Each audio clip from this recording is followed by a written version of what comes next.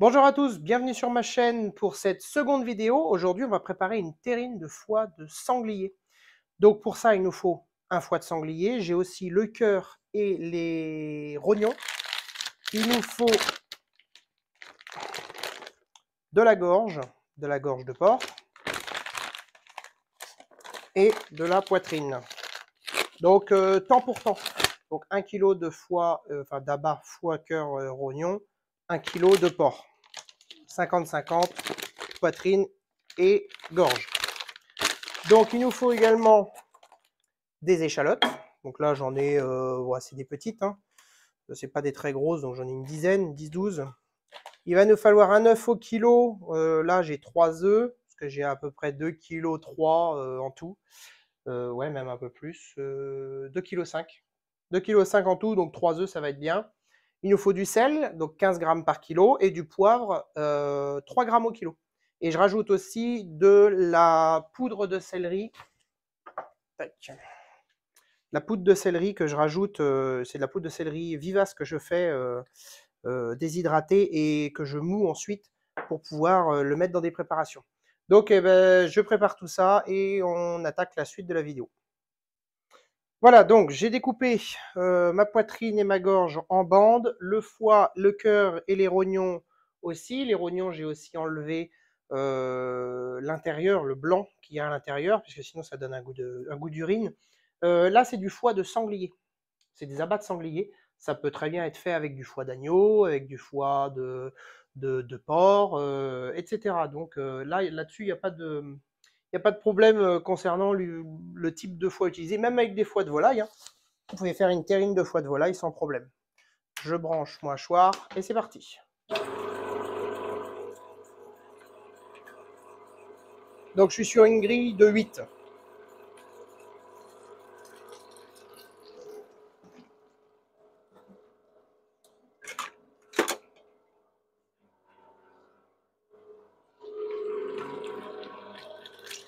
Il est où mon poussoir? Je vais utiliser celui de l'autre, c'est pas grave. Voilà. Donc on y va, on passe tous les abats, le foie, le cœur, les rognons.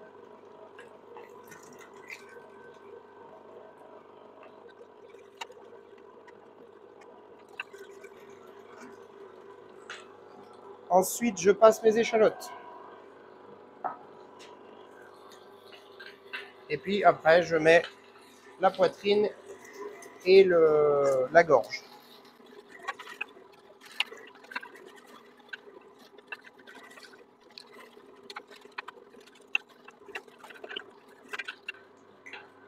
Voilà.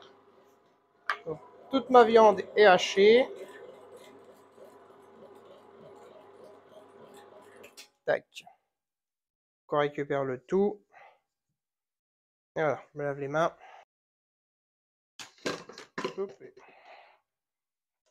On va peser ça. Hop.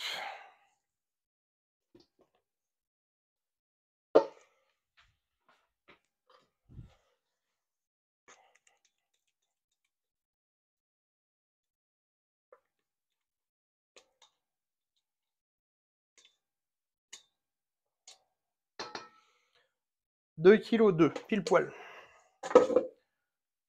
Je vais rajouter mes œufs. Donc les œufs vont servir à lier au niveau de la cuisson. Et puis après, on va malaxer la viande pour libérer les collagènes de la viande et leur permettre d'agir au niveau liaison. Tac, voilà. Là, moi, je vais mélanger au début à la maryse. C'est pas quelque chose que j'aime beaucoup faire, ça mélanger à la main la viande. C'est pas vraiment ma tasse de thé. La balance, ce sera plus simple.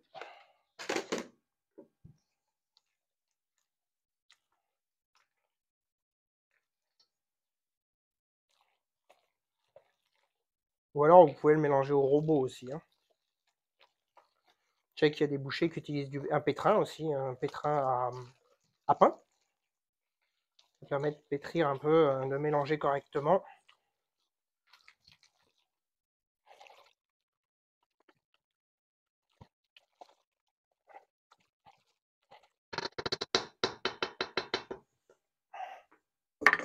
Allez. Donc j'ai les mains propres, bien évidemment. Hein.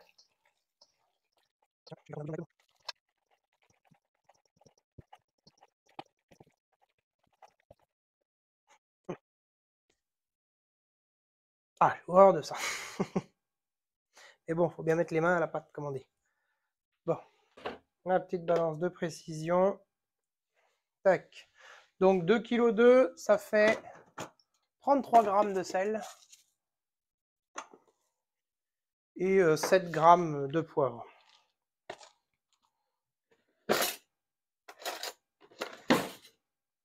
Ça, hein, 15 ok. Oui, c'est ça, 33 grammes.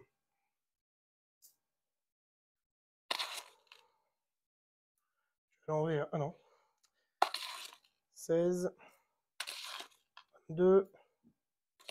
Moi, j'utilise la fleur de sel. Je préfère la fleur de sel au sel blanc, enfin, au sel iodé, la baleine. Là, ça, il n'y a pas de ça chez nous. Je vais avoir de ça. Donc le sel, voilà. Le poivre, j'ai pas de poivre moulu, faut que je moude, on dit comment? Je moude? Je mou? Je vais moudre 7 grammes de poivre.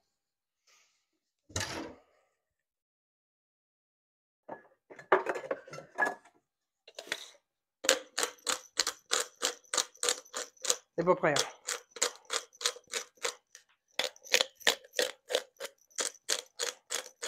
Donc ça, c'est un sanglier qu'on a ramassé sur le bord de la route. Le matin à la chasse, on en a loupé un que les voisins ont tué, mais nous, on l'a loupé. Et c'est le soir que mon frère en a ramassé un sur la route, donc il m'a ramené ça. Donc j'ai dit, tiens, je vais faire une terrine de foie. Enfin, des terrines de foie. Que je fais en petits bocaux. Je vais mettre en petits bocaux le parfait comme ça, stérilisé, à l'autoclave. Tout ce qui est stérilisation non acide, je passe toujours tout à l'autoclave.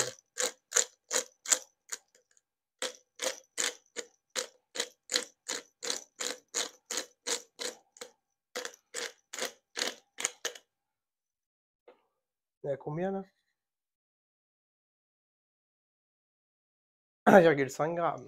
Il faut 7. A few moments later.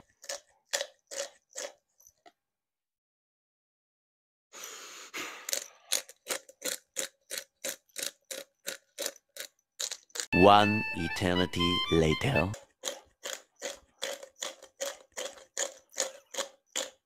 Chauffe le bordel. 6. Est-ce qu'on dit que c'est bon?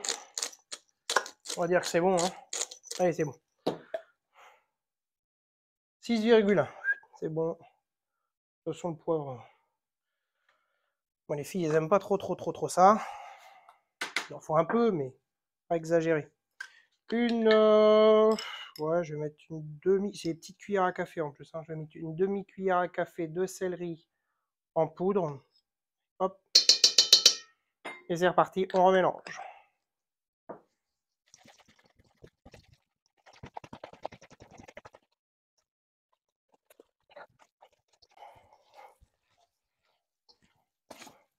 Donc on voit que la texture, elle a changé, ça colle maintenant. Au début, c'était vraiment des morceaux et maintenant tout est aggloméré. Et bah, ça, c'est les collagènes de la viande qui permettent cette liaison.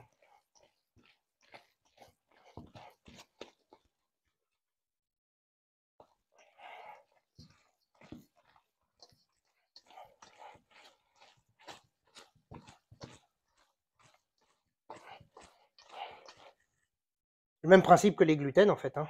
Bon, sauf que les gluten, ils servent à autre chose dans le pain, mais ça permet de lier quand même, d'avoir une tenue. Allez. Ça, c'est bon. Du coup, on va virer ça. Tac. Excusez-moi.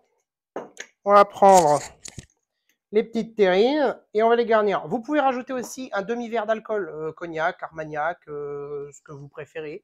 Il y en a qui font aussi revenir les échalotes à l'avance et qui les font flamber. Ça peut être fait aussi.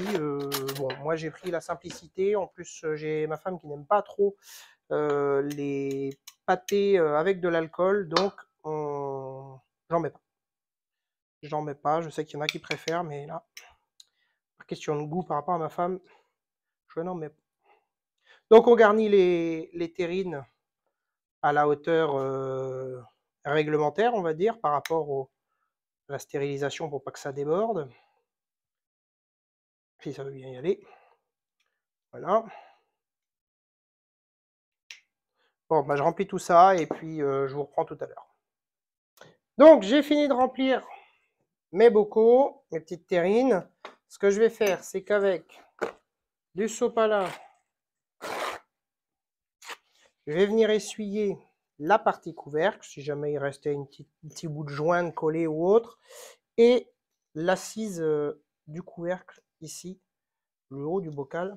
Voilà. Donc, les petits bouts, ça sert à rien d'en utiliser trop. Et je les pose là, prêts à recevoir leurs joints qui sont en train de bouillir. Enfin, l'eau ne commence à bouillir. Tac. On fait bien tout le tour.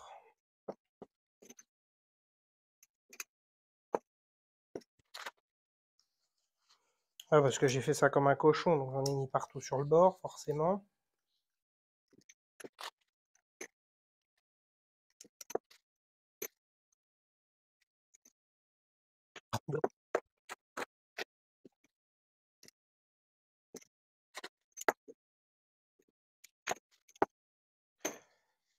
Donc moi là, je vais stériliser avec un autoclave. Alors pourquoi l'autoclave? Bon, faut savoir que c'est interdit en France.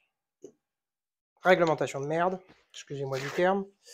L'autoclave est obligatoire en France pour les professionnels qui font des bocaux, mais il est interdit à l'usage privé.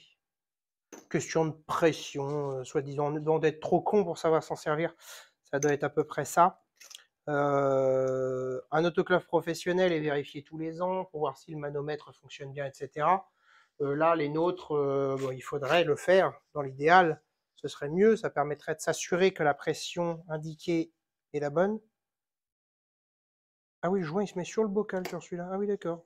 Je n'avais jamais vu ça encore. Alors, c'est des terrines que j'ai achetées sur le Bon Coin à 20 centimes pièce. Donc, n'achetez pas des terrines neuves, hein. Ça vaut pas le coup. Récupérez-les au moment des fêtes, etc. Souvent, il y a des paniers garnis qui traînent et puis il y a des petites terrines comme ça. Achetez-les sur le Bon Coin. De toute façon, les bocaux, achetez-les d'occasion, hein. Neufs, ça vaut pas le coup. Excusez-moi le parfait, hein, mais vos bocaux neufs, ils valent une blinde et ils sont moins bons que les anciens. Les anciens, ils étaient plus épais, les ferrures étaient plus grosses. Ça tenait mieux la route que ce qu'on voit aujourd'hui. Hop, allez, dernière. Voilà. Tac. Les joints bout depuis 5 minutes. Donc, on va prendre un torchon propre. Poser là une chourfette pour récupérer les joints qui sont bouillants dans l'eau bouillante. On va pas y mettre les doigts.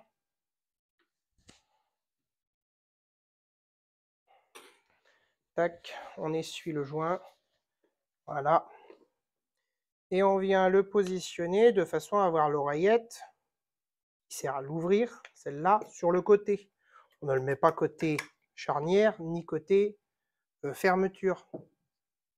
Sinon, on va se retrouver emmerdé pour l'ouvrir. Et puis ça ferme pas de toute façon. Enfin, ça ferme difficilement.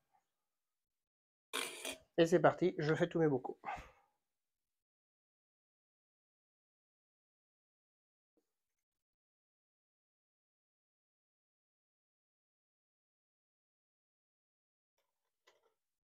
Oui, si, donc je parlais de l'autoclave. Je disais que c'était interdit en France, alors que c'est le seul appareil qui soit 100% efficace pour détruire les spores de botulisme. Toutes les conserves non acides, les pâtés, les plats en sauce, etc., de viande notamment, mais aussi de légumes, les haricots, la tomate, elle est juste vraiment sur le fil de l'acidité. Voilà. Elle est vraiment juste au niveau de l'acidité voulue pour détruire, enfin pour que le botulisme ne se développe pas, mais par mesure de précaution, moi je les passe aussi à l'autoclave. Donc les soupes, les légumes en bocaux, les plats préparés, etc., je passe tout en autoclave. C'est l'assurance de détruire les spores de botulisme. Mais ça n'empêche pas d'avoir des pratiques d'hygiène qui soient drastiques, d'avoir un plan de travail propre. Donc là, moi, je pose des torchons qui sont bien propres, parce qu'en dessous, c'est de la tomate, donc c'est pas forcément ce qu'il y a d'idéal. Les mains, on les lave régulièrement. Les gants, je suis pas d'accord, hein, vaut mieux avoir des mains propres que des gants sales. Et puis, bien sûr, matériel nettoyé, stérilisé si... Stérilisé, non, je ne les stérilise pas parce que comme ça passe à l'autoclave, ils sont stérilisés après qu'ils soient remplis. Mais bon, ils passent au lave-vaisselle, ils sont lavés à 90 degrés et ils sont propres, quoi.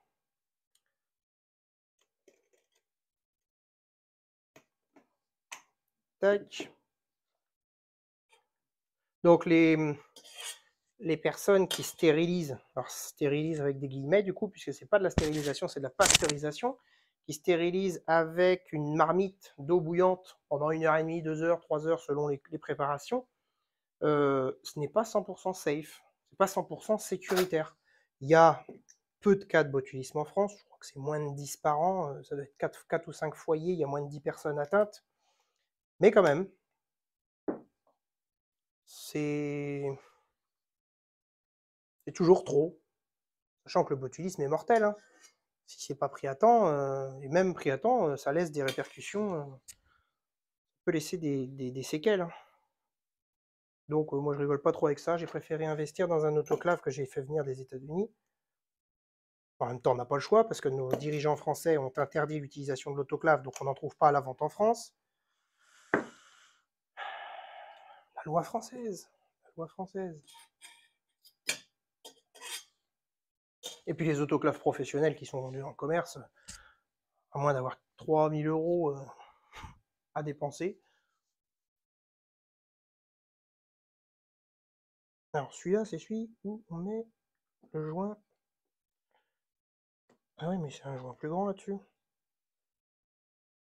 Ça tient un peu. Ah bah voilà qui m'emmerde maintenant. C'est pour 85. 85 c'est trop grand. Ah bah si, dis donc. C'est un 85. Ouais bah tant pis, il a pas bouilli celui-là. Bah, ce qu'on va faire, c'est qu'on va le manger. Ça va être la terrine qu'on va ouvrir pour nous. Pour goûter juste après la cuisson.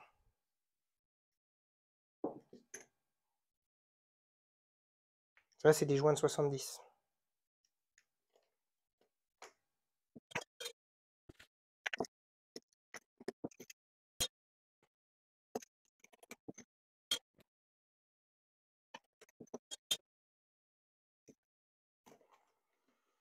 Voilà.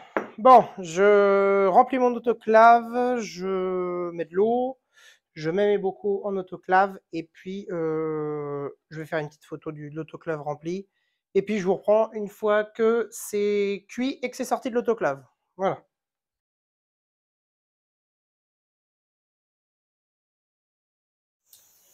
Bon, du coup là, il y a de la vapeur qui sort, on l'entend bien. Depuis à peu près 5 minutes. Donc là, je vais mettre la pesée. Dès que ça va atteindre 10 PSI, je vais changer de feu, je vais mettre sur un feu un peu plus faible. Et puis on va compter 65 minutes à partir du moment où on est à 10 PSI. The next day. Bon, on est le lendemain. Donc le stérilisateur a tourné pendant 65 minutes. J'ai un pot qui a explosé dedans. Forcément, c'est toujours comme ça. De toute façon, il y a toujours un pot qui pète. Je sais pas pourquoi. Bon. En tout état de cause, c'est terminé, c'est stérilisé. Je reviens de la boulangerie, j'ai été chercher du pain. Et ben, on va goûter ça ensemble.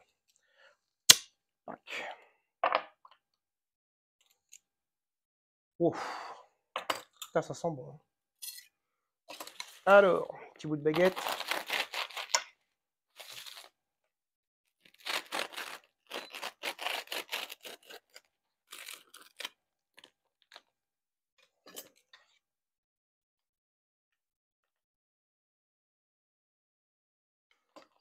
Donc à la coupe, c'est assez foncé, hein, c'est presque noir, c'est normal, c'est parce que j'utilise pas de nitrite, pardon, de sel de nitrite, donc bah, on a le rendu et l'aspect normal d'un pâté naturel. Les nitrites, à part apporter du rose en fait pour que la viande reste rose et reste appétante dans les rayons et que les gens trouvent ça joli, ça ne change rien. En sachant qu'en plus, tout ce qui est pâté vendu dans le commerce comme ça, sous forme de petits pâtés comme ça stérilisés, passe obligatoirement en autoclave. Donc les spores de botulisme sont détruits. Donc leur argument de dire que les nitrites sont indispensables pour éviter le botulisme, bah, ça tombe à l'eau complet. Donc, je préfère faire mes pâtés, avoir quelque chose de naturel, hein. Il y a uniquement du foie, de la gorge, de la poitrine, des échalotes, du céleri, du sel, du poivre. Basta. C'est tout. Rien de plus. Il n'y a rien besoin de plus de toute façon.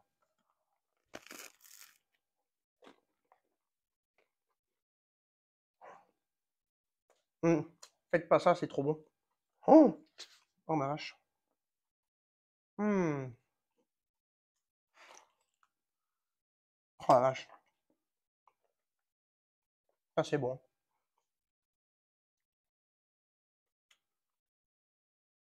Ouais, comme le pâté de lapin, je crois qu'il va pas faire long feu, hein.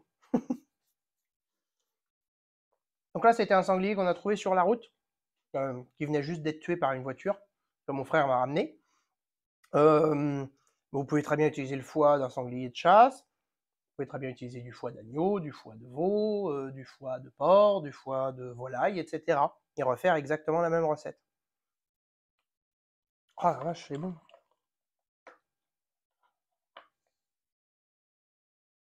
Voilà.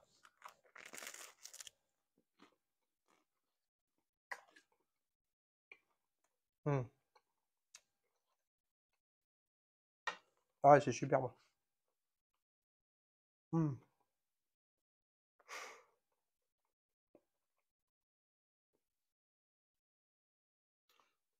Bon, en tout cas, si la vidéo vous a plu, n'hésitez pas à mettre un pouce bleu et n'hésitez pas à vous abonner. Je vais continuer à faire des vidéos. Pas seulement de cuisine, hein, puisque là, pour l'instant, j'ai 2 vidéos de cuisine. Je suis aussi éleveur de tout animaux, hein, de toute volaille, de lapins, moutons, chèvres, abeilles. Donc, ça pourrait très bien être des vidéos sur l'élevage, sur le potager, les arbres fruitiers, la chasse, pourquoi pas. Donc, n'hésitez pas à vous abonner si tout ça, ça vous plaît. Si ça vous plaît pas, bah, passez votre chemin, ne laissez pas de messages véhéments ou autres, ça sert à rien, c'est pas constructif. Donc voilà, moi je suis sur YouTube, je vais consommer les vidéos qui m'intéressent, je vais pas aller casser du sucre sur les vidéos qui m'intéressent pas, je vais pas aller les voir tout simplement. Et puis si dans une chaîne que j'apprécie, il y a quelque chose qui ne me plaît pas ou autre, bah tout dépend comment c'est fait. Si c'est fait par négligence ou si c'est fait parce que c'est pas les mêmes convictions que moi. Si c'est pas les mêmes convictions que moi en soi, je m'en fous, chacun a ses propres convictions. Si par contre c'est fait par négligence et que je vois par exemple de la maltraitance ou autre sur les animaux, là oui, je vais mettre un message ou autre. Et ben en tout cas, je vous souhaite une très bonne fin de journée, de soirée, de matinée, de nuit, peu importe. Et puis je vous dis à très bientôt. Salut!